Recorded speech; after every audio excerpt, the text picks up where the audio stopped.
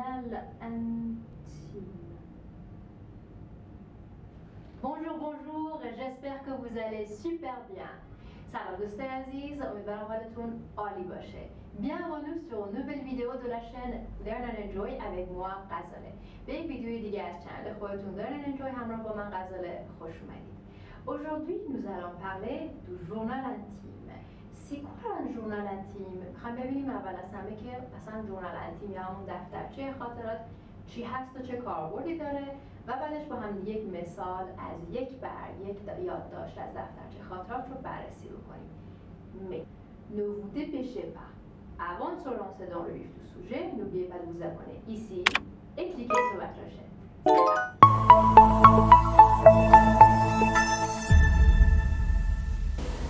Alors, analysons ensemble c'est quoi en fait un journal intime et aussi lisons un petit texte, un extrait d'un journal intime pour voir en fait quels sont les vocabulaires utilisés et quelles sont les structures utilisées dans le texte.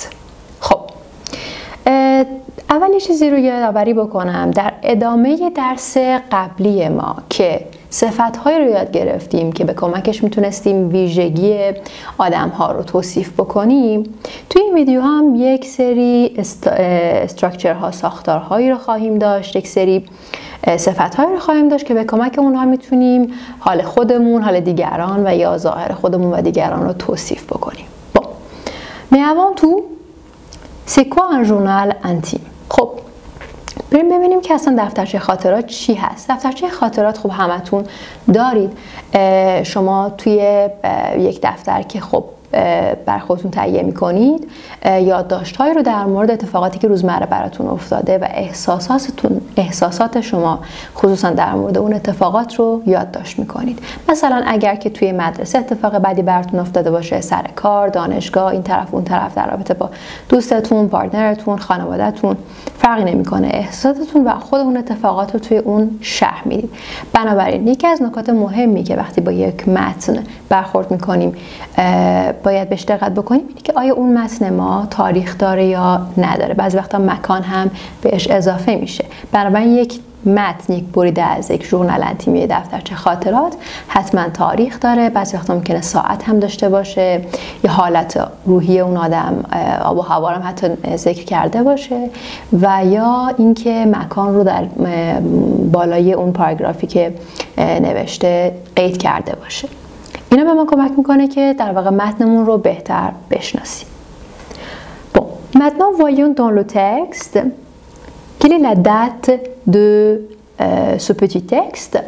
Il est écrit lundi le 10. حالا معلوم نیست که دهم چه ماهی هست ولی روز دوشنبه است و خلاصه دهم یک ماهی هست. میتونید شما روز رو در واقع ماهش رو به طور کامل قید بکنید. Maintenant, je lis une fois le texte, après on va analyser le paragraphe. Une cliente qui vient souvent à la boutique m'a dit qu'une maison de couture cherchait des mannequins. Elle m'a donné l'adresse où je pouvais me présenter. Au téléphone, un homme que j'ai trouvé plutôt aimable et dont la voix était jeune, m'a fixé un rendez-vous pour demain vers 17 h. Comment m'habiller pour faire bonne impression? Sobre. Je vais mettre ma jupe noire en cuir que je porterai avec mon top rouge en coton tout simple. Une touche de couleur dont j'ai bien besoin parce que je suis trop pâle en ce moment. Mes escarpins noirs et un brin de maquillage. Un brin de maquillage. Quel comportement attend-on de moi? Je saurais me montrer réservée, mais quand même sûre de moi. Celles qui réussissent le mieux dans le métier de mannequin savent se mettre en valeur sans provocation.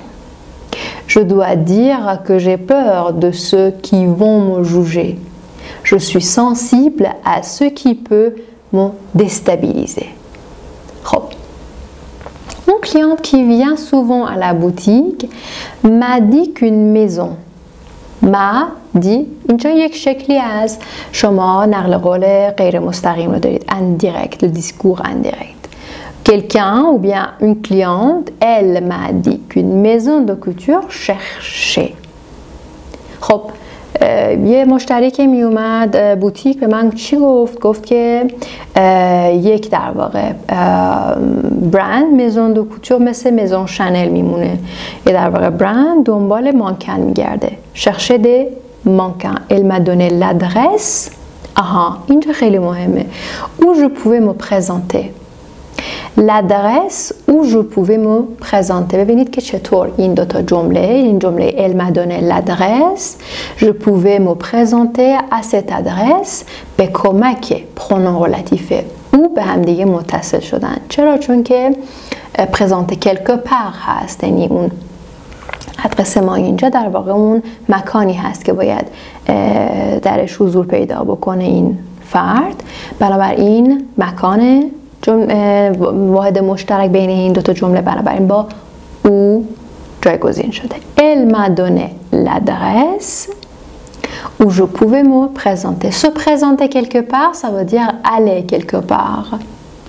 Au téléphone, un homme que j'ai trouvé plutôt aimable, plutôt بنسبتاً به نظرم یه آدم دوست داشتنی می اومد پای تلفن.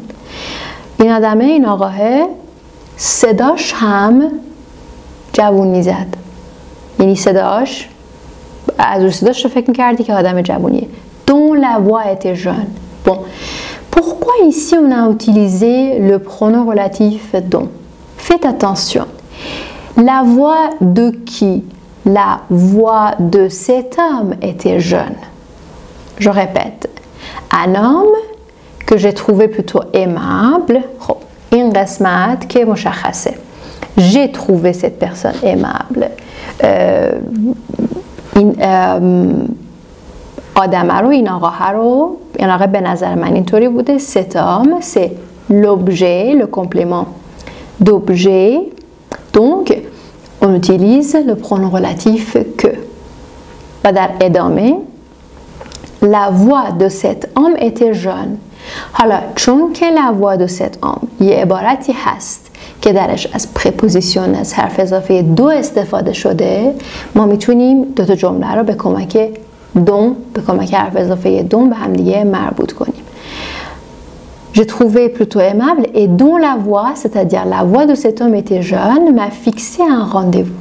حالا m'a fixé un rendez-vous. Fixer un rendez-vous à quelqu'un بوده که ما اینجا تونستیم از pronom complément d'objet indirect me استفاده کنیم. Fixer un rendez-vous à quelqu'un. Il m'a fixé un rendez-vous pour demain vers 17h. Comment m'habiller pour faire bonne impression?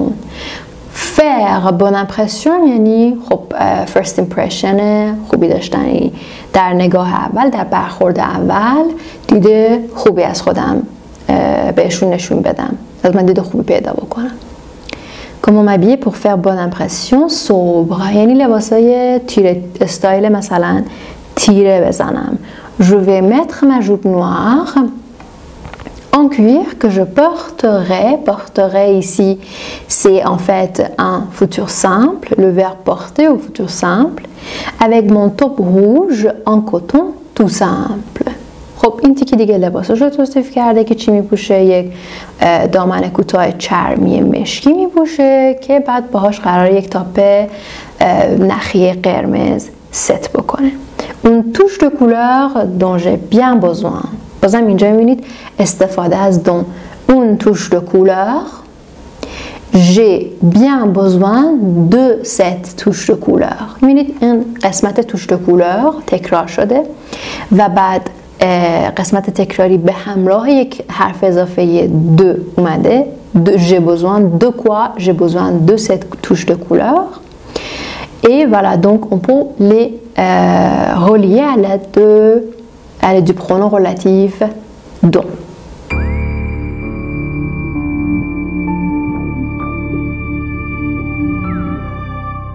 Bon, une touche de couleur dont j'ai bien besoin parce que je suis trop pâle. چرا حالا؟ چرا؟ چون که من دیگه زیادی رنگ و روم رفته، رنگ و روم پریده. پس که je suis trop pâle. تو هم که خب یادتونه هست وقتی که میخواستیم ویژگی یک صفت رو بیان کنیم و بگیم که بیشتر از یه حدی از trop استفاده میکردیم. voilà. Mes escarpins noirs et un brin de maquillage.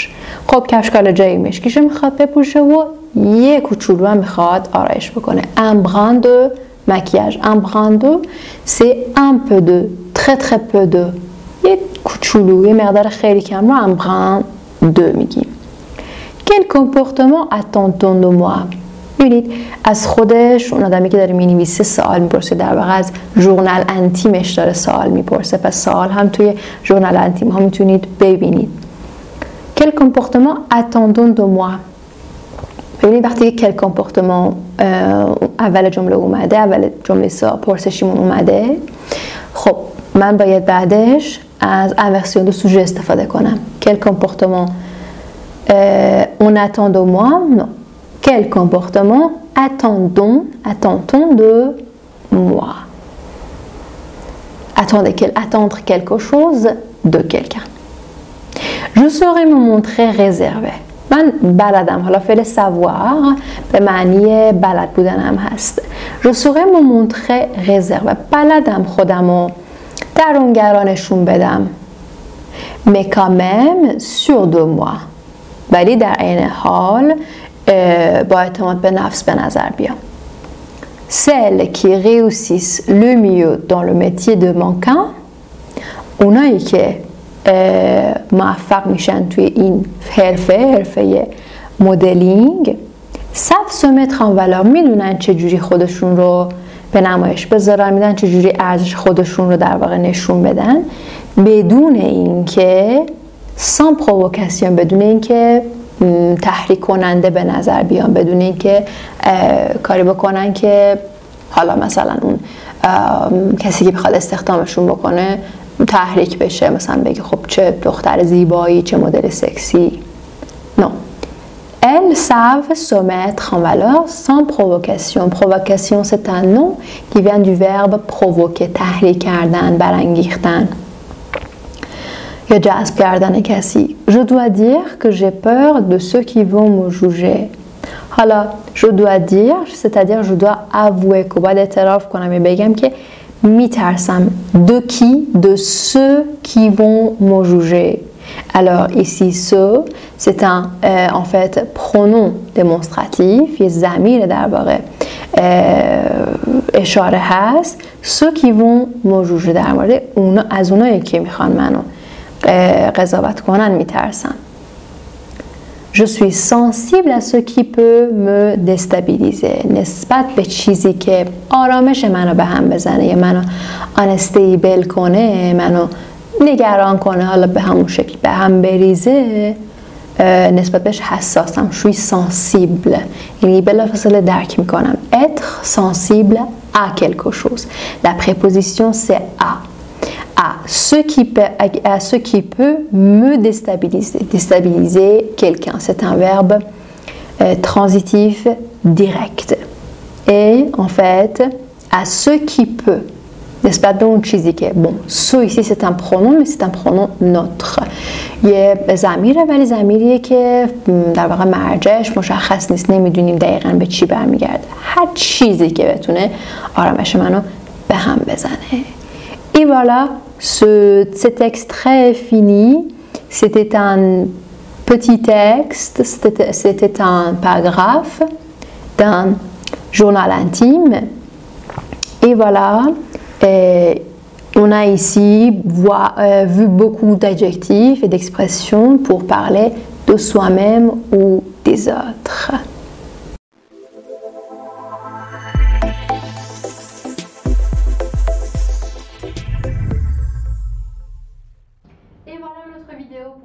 اینم یه ویدیوی دیگه برای شما. امیدوارم که لذت برده باشید و براتون مفید بوده باشه. یادتون نره ما رو در شبکه‌های اجتماعی فالو بکنید و به دوستاتون حتما معرفی بکنید. منتظر کامنت ها و نظرات شما هستیم تا ویدیوی بعدی. ا پلوس.